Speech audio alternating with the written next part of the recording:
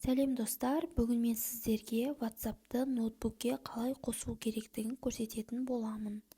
Ең алдымен осылай ноутбукімізге Google-ға WhatsApp Web деп жазып аламыз. Міне.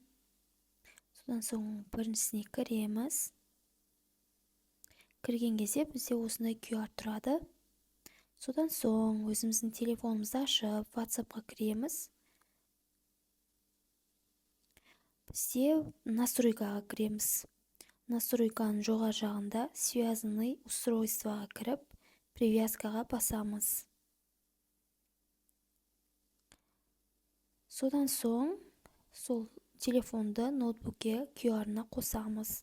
Сосын бізде бірден WhatsApp ашыла береді компьютерде. Міне ашылды. Барлық фото-видеолардың бәрі көрсетіле береді. Енді біз приложение арқылы бірінші ноутбукке WhatsApp деген приложение тартып аламыз.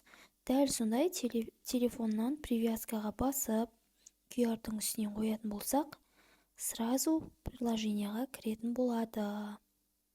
Енді басты мәселе бізде екінші лицо басқа адам біздің осылай WhatsApp-ымызды ноутбугына или телефонына осылай қойып алып, біздің жазғандарымызды оқып жүрмеген деген ой келеді.